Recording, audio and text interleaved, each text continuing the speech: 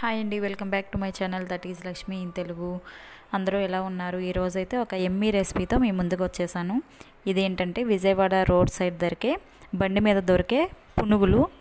ఇది చాలా టేస్టీగా ఉంటాయి. నేను వాళ్ళని ఎలా చేయాలన్నది కనుక్కొని నేను చేశాను. నేను అక్కడ తిన్నప్పుడు ఎలా చేయాలనేది చూశాను. సో ఇంటికి వచ్చినాక ట్రై చేసా. సూపర్ టేస్ట్గా అదే టేస్ట్తో ఉన్నాయి.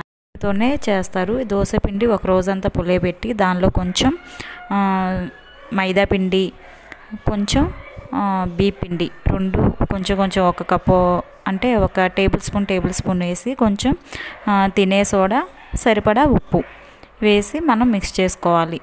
బాగా మిక్స్ చేస్తారండి. ఇలా మిక్స్ చేసిన దాన్ని మనం ఒక పక్కన పెట్టేసుకుందాం. ఒక గంట సేపు మనకి దాన్ని రెస్ట్ ఇస్తే తర్వాత అవి క్రిస్పీగా భలే పొంగుతూ వస్తాయి. నెక్స్ట్ దీనిలోకి మనం టమాటా చట్నీ రెడీ చేసుకుందాం. టమాటో చట్నీ అనేది దీనికి చాలా బాగుంటుంది. సైడ్ కొంచెం ఆనియన్స్ ఉల్లిపాయ ముక్కలు వేసుకొని టమాటో చట్నీ నంచుకుంటే చాలా టేస్ట్గా ఉంటుంది. సో ముందు ఇది కాసేపు రెస్ట్ ఇచ్చేసి ఈలోగా మనం టమాటా చట్నీ అనేది రెడీ చేసేసుకుందాం. సో దానికి కావాల్సింది ఏంటంటే చాలా సింపుల్గా ఉంటుంది, ఫాస్ట్గా చేసేసుకోవచ్చు. మీకు టమాటా చట్నీ నచ్చదు అంటే స్కిప్ చేసేసి వేరుశెనగ చట్నీ అయినా చేసేసుకోవచ్చు.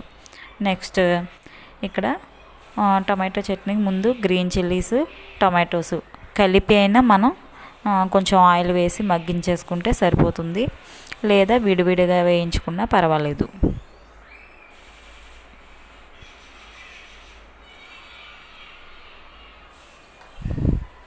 ఈ పచ్చిమిర్చి మనం ఘాట్లు పెట్టుకోవాలండి. ఘాట్లు పెట్టుకోవడం వల్ల ఏంటంటే నూనెలో వేసేటప్పుడు పైకి చిందదు. సో కొంచెం డేంజర్ అనేది తగ్గిద్ది.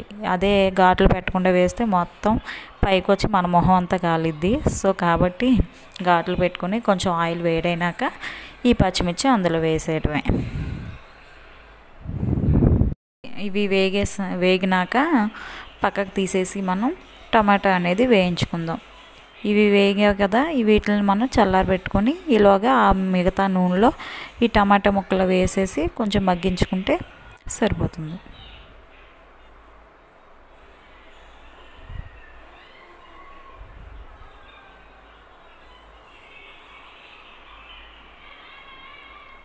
ఇంకా వాటర్ ఏమీ యాడ్ చేయాల్సిన అవసరం లేదండి.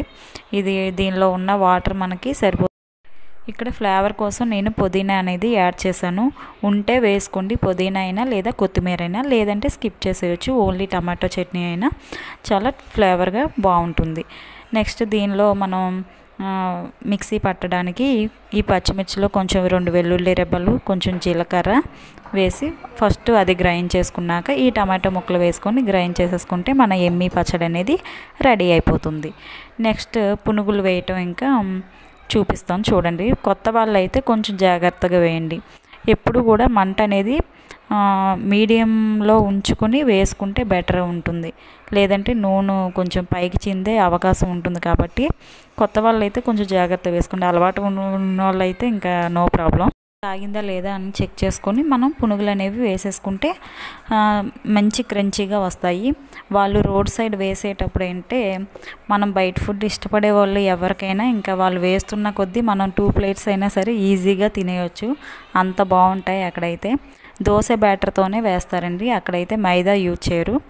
నెక్స్ట్ వేరే ప్లేసెస్ అయితే మైదా యూజ్ చేసి బోండాలు లాంటివి వేస్తారు. అక్కడ ఏంటంటే దోశ బ్యాటర్తోనే పునుగులు తయారు చేస్తారు. చాలా బాగుంటాయి. నేను ఎప్పుడు వెళ్ళినా ఇంకా డైలీ వస్తాయి నాకు ఇవైతే. నాకైతే చాలా ఇష్టం. సో అందుకని నేను ఇక్కడికి వచ్చినాక నాకు ఇవన్నీ మిస్ అవుతాను. కాబట్టి అప్పుడప్పుడు నేను ఇవి వేసుకొని తింటాను. అక్కడలానే ఉంటాయి, కాకపోతే చట్నీ అనేది ఎంతైనా డిఫరెంట్గా ఉంటుంది. అక్కడ 2 చట్నీస్ వేస్తాడు కదా, పల్లీ చట్నీ, టమాటో చట్నీ అది. సో ఇలా పునుగులు అయిపోయినాక చూడండి ఎంత కలర్ఫుల్గా మంచిగా కనిపిస్తున్నాయి కదా, చక్కగా. ఇంకా ఇలా కలర్ఫుల్గా వచ్చేసినాక మనం సర్వ్ చేసేసుకుంటే మన కొంచెం పైన ఆనియన్స్ చల్లుకుంటే ఇష్టం ఉంటే చల్లుకోవచ్చు, లేదంటే లేదు. అక్కడ హోటల్లో అయితే వేస్తారు. సో కాబట్టి ఇక్కడ కూడా ఆ ఫ్లేవర్ నచ్చిద్ది కాబట్టి మనం కూడా వేసుకొని ఎంజాయ్ చేయొచ్చు. సో ఈ వీడియో మీకు నచ్చినట్టయితే లైక్ చేయండి, షేర్ చేయండి, కామెంట్ చేయండి. మన ఛానల్ని ఎవరైనా కొత్త వాళ్ళు చూస్తే తప్పకుండా సబ్స్క్రైబ్ చేసుకొని పక్కనే ఉన్న బెల్ బటన్ని ట్యాప్ చేయండి. Thank you for watching.